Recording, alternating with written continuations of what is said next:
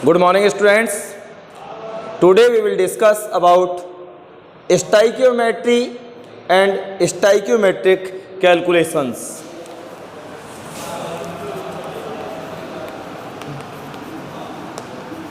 Stoichiometry and stoichiometric calculations.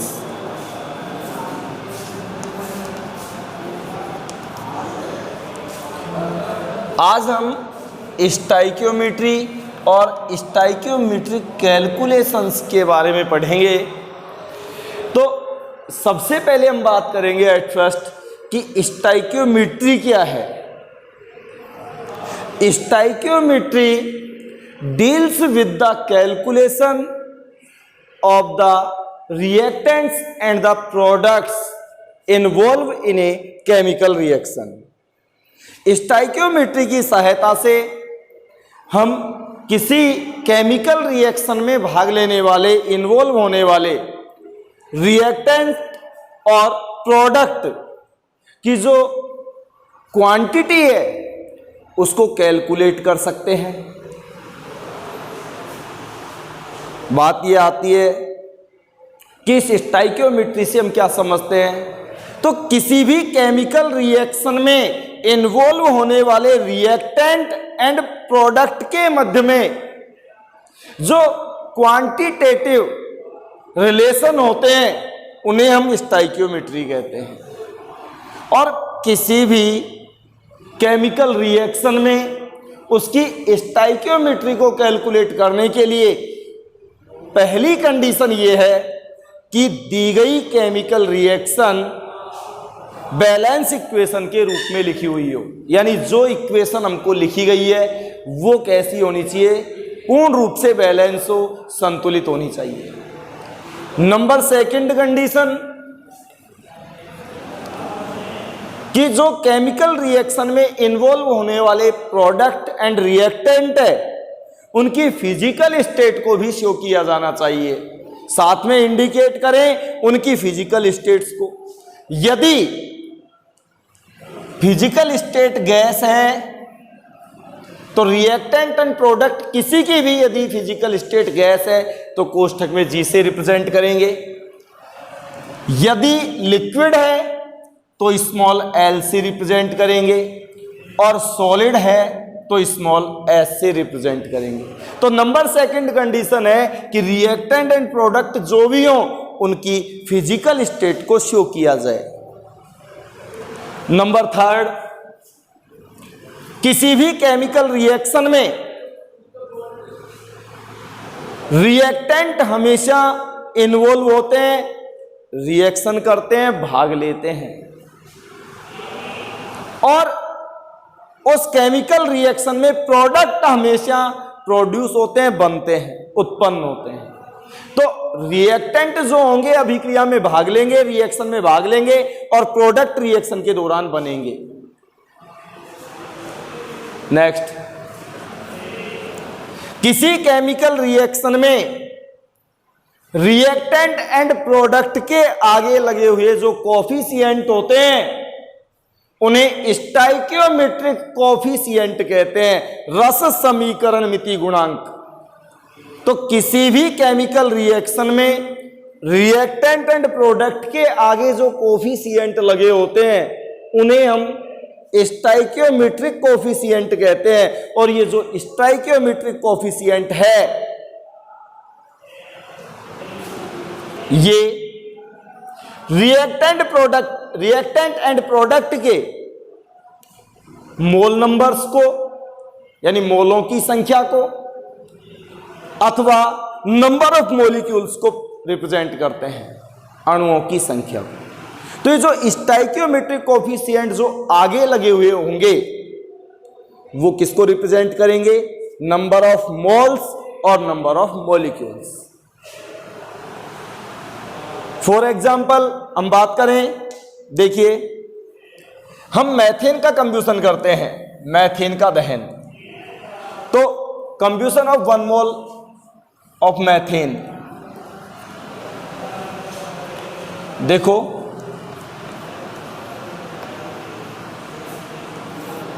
इसका कंब्यूशन किया जाए, दहन किया जाए, तो हमें एक तो प्राप्त होते हैं कार्बन डाइऑक्साइड और साथ में वाटर वेपर, जल वाष्प बनती है। सबसे पहली कंडीशन मैंने आपको बताई थी स्टोइकियोमेट्रिक कैलकुलेशंस के लिए कि जो केमिकल रिएक्शन हो उस केमिकल रिएक्शन की जो इक्वेशन लिखी जाए वो पूरी तरीके से कैसी हो, बैलेंस होनी चाहिए। तो इसको सबसे पहले हम बैलेंस करेंगे। कितने हाइड्रोजन है, नंबर ऑफ हाइड्रोजन्स 4, 2 से मल्टीप्लाई कर दो। अब इधर नंबर ऑफ कार्बन 1, इधर नंबर ऑफ कार्बन 1। अब बात करेंगे number of oxygens 2 and 2, total कितने हो गए 4, तो इसे 2 से मल्टीप्लाई कर दें। सबसे पहली चीज़ तो रिएक्शन कैसी हो, बैलेंस इक्वेशन के रूप में हो। नंबर 2 कंडीशन मैंने बताई थी आपको कि इनकी फिजिकल स्टेट यानी जो भौतिक अवस्थाएं हैं उनको भी इंडिकेट किया जाए। देखो मैथेन जो है गैसस स्टेट में होती है, ऑक्सीजन डाइऑक्सीजन भी गैसस स्टेट में होती है, कार्बन डाइऑक्साइड भी गैसस स्टेट में होती है और वाटर वेपर यानी जल वाष्प भी गैसस स्टेट में होती है। तो नंबर 1 बैलेंस इक्वेशन लिखिए। नंबर 2 कंडीशन मैंने बताई रिएक्टेंट हो या प्रोडक्ट उनकी फिजिकल स्टेट को शो किया जाए। मैंने आपको बताया था कि किसी भी केमिकल रिएक्शन में रिएक्टेंट हमेशा भाग लेते हैं। इसका मतलब मैथेन और डाइऑक्सीजन ये दोनों ही रिएक्टेंट हैं। ये तो क्या है, रिएक्टेंट। और कार्बन डाइऑक्साइड और जो जलवाष्प बने हैं ये रिएक्शन के दौरान प्रोड्यूस हुए हैं, उत्पन्न हुए हैं, तो ये कहलाते हैं प्रोडक्ट।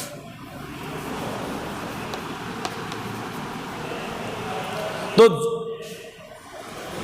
ये किसी केमिकल रिएक्शन में भाग ले रहे हैं तो मैथेन और डाइऑक्सीजन को हम कहेंगे रिएक्टेंट्स। ये उस केमिकल रिएक्शन के दौरान बन रहे हैं इसलिए इनको कहेंगे हम प्रोडक्ट्स। तो ये रिएक्टेंट है, ये प्रोडक्ट है। तो हम कह सकते हैं कि मैथेन और डाइऑक्सीजन दोनों रिएक्टेंट्स हैं जबकि कार्बन डाइऑक्साइड और वाटर वेपर है ये प्रोडक्ट है। नंबर 3 फिजिकल स्टेट हमने शो कर दी, बैलेंस इक्वेशन हमने बता दिया। मैंने आपको ये भी बता दिया कि कौन रिएक्टेंट है और कौन प्रोडक्ट है। अब हम आगे चलते हैं। देखो इसके आगे यहां मैथेन के आगे इसका कोई कोफिशिएंट नहीं है जबकि यहां स्टोइकियोमेट्रिक कोफिशिएंट 2 है। कार्बन डाइऑक्साइड का स्टोइकियोमेट्रिक कोफिशिएंट 1 है और यहाँ इसका स्टोइकियोमेट्रिक कोफिशिएंट 2 है। इसका मतलब हुआ कि इस रिएक्शन में देखो मैंने एक बात कही थी आपसे कि जो ये स्टोइकियोमेट्रिक कोफिशिएंट होते हैं नंबर ऑफ मोल्स और नंबर ऑफ मॉलिक्यूल्स को रिप्रेजेंट करते हैं। तो नंबर 1 ध्यान से सुनना, in this reaction 1 mole methane react with 2 mole dioxygen। 1 mole methane 2 mole oxygen के साथ क्रिया करती है। एंड यहां बनते क्या है, फॉर्मेशन किसका होता है, 1 मोल CO2 and 2 mole water vapour जल वाष्प। तो इस अभिक्रिया में 1 मोल मैथेन 2 मोल डाइऑक्सीजन से रिएक्ट करता है, रिएक्शन करता है, अभिक्रिया करता है और 1 मोल CO2 और 2 मोल वाटर वेपर का निर्माण करता है। ये तो नंबर ऑफ मोल्स के हिसाब से। तो क्या बोला हमने, 1 मोल, 2 मोल, 1 मोल और 2 मोल। अब हम बात करें, मैंने ये भी कहा था कि जो ये कोफिशिएंट है, स्टोइकियोमेट्रिक कोफिशिएंट है, ये नंबर ऑफ मॉलिक्यूल्स को भी रिप्रेजेंट करते हैं। तो नंबर ऑफ मॉलिक्यूल्स देखिए, इससे ये पता चला कि 1 मॉलिक्यूल मेथेन का डाई ऑक्सीजन के 2 मॉलिक्यूल से अभिक्रिया करके कार्बन डाइऑक्साइड का 1 मॉलिक्यूल और जल वाष्प के 2 मॉलिक्यूल का निर्माण करता है। तो इसका मतलब मेथेन का तो कितना 1 मॉलिक्यूल, डाई ऑक्सीजन का 2 मॉलिक्यूल, यहां 1 मॉलिक्यूल और यहां 2 मॉलिक्यूल। जो मैंने आपको बताया उनको आपको ध्यान में रखना है। नेक्स्ट, मोल्स की फॉर्म में कर दिया मैंने, संबंध आपको बता दिया, रिलेशन बता दिया, क्वांटिटेटिव रिलेशन मॉलिक्यूल के संदर्भ में आपको बता दिया। अब आप ध्यान से सुनिए, एसटीपी पर स्टैंडर्ड टेम्परेचर एंड प्रेशर और एक होता है normal temperature and pressure. 1 mole gas का जो वॉल्यूम होता है, कोई सी भी गैस हो, 22.7 लीटर। तो इसका मतलब ये भी गैस है, ये भी गैस है, ये भी गैस है और ये भी गैस है। इसका मतलब हुआ, यहां हम बोलेंगे, मैंने कहा 1 मोल गैस का जो वॉल्यूम है वो कितना होता है 22.7 लीटर, और एनटीपी पर हम बोलते हैं 22.4 लीटर। तो 22.7 लीटर क्योंकि 1 मोल है, ये 2 मोल है, तो डाइऑक्सीजन का वॉल्यूम कितना होगा 22.7 इंटू 2 45.4 लीटर। यहाँ 1 मोल 22.7 लीटर 45.4 लीटर।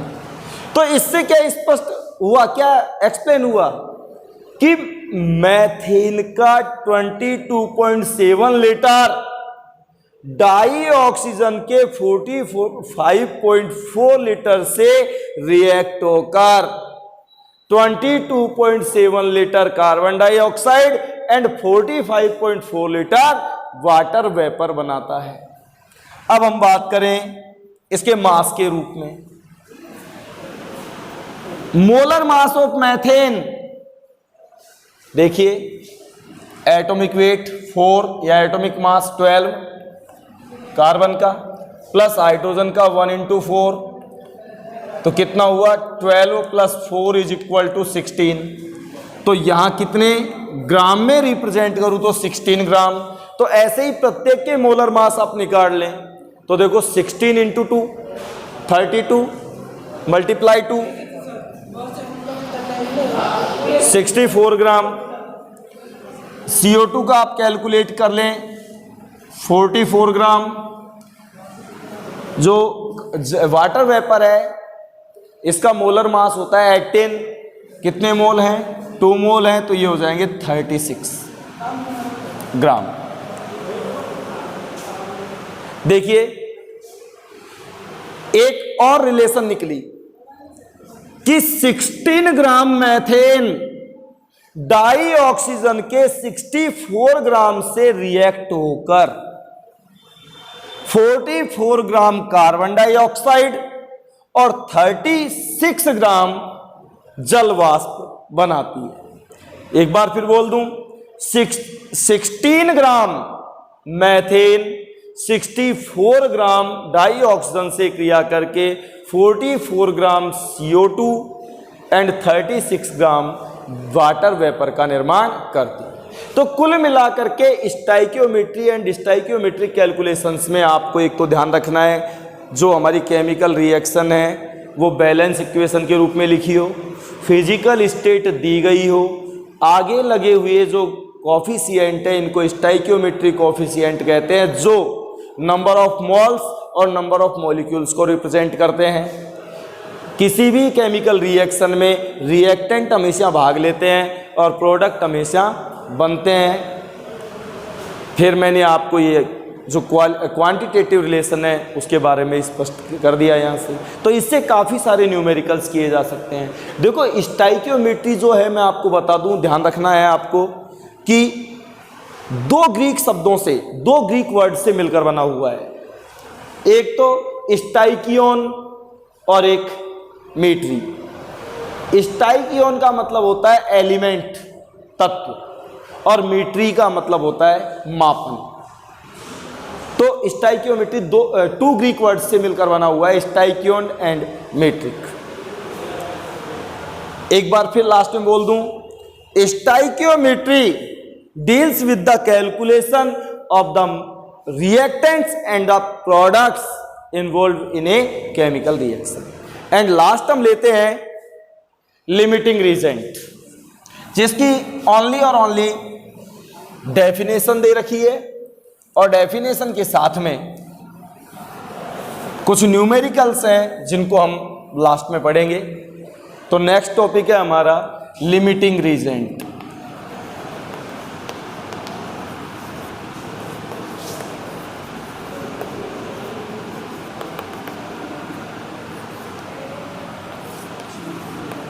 यदि इसको हम हिंदी में बोलें तो सीमांत अभिकारक, लिमिटिंग रीजेंट क्या है?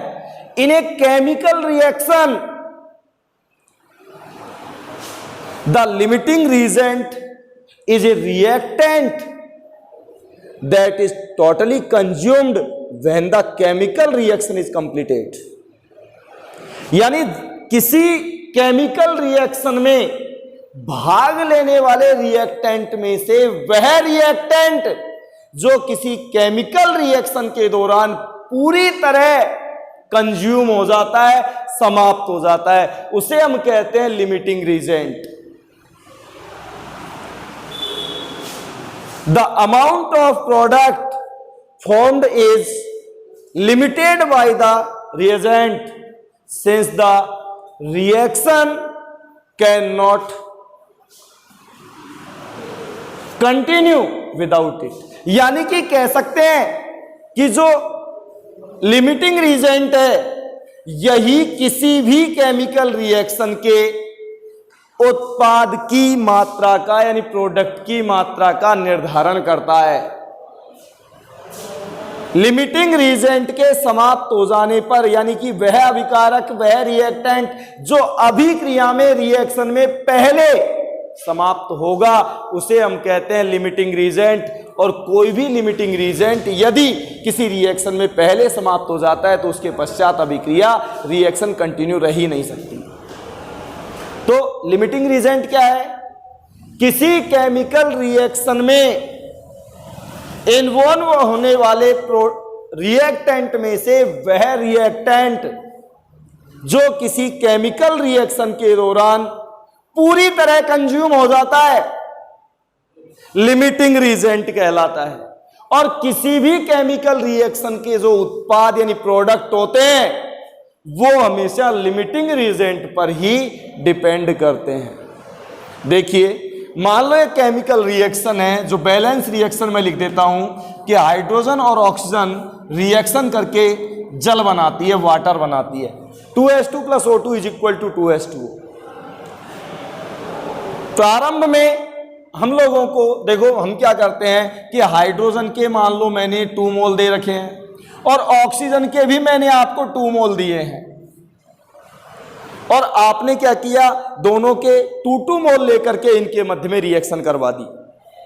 तो रिएक्शन के फलस्वरूप जो प्रोडक्ट बनेगा, आप सुनिए ध्यान से, जो रिएक्शन होगी वो बैलेंस इक्वेशन के हिसाब से होगी। अब बैलेंस इक्वेशन में तो आप बताइए 2 मोल हाइड्रोजन और 1 मोल ऑक्सीजन।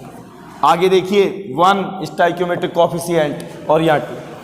तो रिएक्शन तो ऐसे ही होगी, लेकिन आपने शुरुआत में जो लिए हैं हाइड्रोजन के भी 2 मोल और ऑक्सीजन के भी 2 मोल, पर जब रिएक्शन की बारी आएगी तो 2 मोल हाइड्रोजन 1 मोल ऑक्सीजन से क्रिया कर जाएगा। तो आप बताइए कौन सा अभिकारक है जो लिए गए अभिकारकों में से पूरी तरह समाप्त हो जाएगा? वो होगा हाइड्रोजन, क्योंकि लिया भी 2 मोल है और अभिक्रिया भी कितने मोल करेगा? 2 मोल। तो ये कहलाएगा यहां इस अभिक्रिया में hydrogen limiting reagent, limiting reagent. जबकि कौन शेष बचा रहेगा? अरे देखिए प्रारंभ में मैंने ऑक्सीजन के 2 मोल ले लिए, लेकिन रिएक्ट सिर्फ कितना हुआ है? 1 मोल। तो कौन बच गया एक्स्ट्रा? ऑक्सीजन। कितना बच गया? 1 मोल। यहां ऑक्सीजन कहलाएगा एक्स्ट्रा रिएक्टेंट या एक्स्ट्रा रिएजेंट। तो किसी भी केमिकल रिएक्शन में इन्वॉल्व होने वाले रिएक्टेंट में से वह रिएक्टेंट जो किसी केमिकल रिएक्शन के दौरान पूरी तरह इन्वॉल्व हो जाता है, लिमिटिंग रीजेंट कहलाता है। और किसी भी केमिकल रिएक्शन के जो प्रोडक्ट होते हैं वो लिमिटिंग रीजेंट पर ही निर्भर करते हैं। Thank you.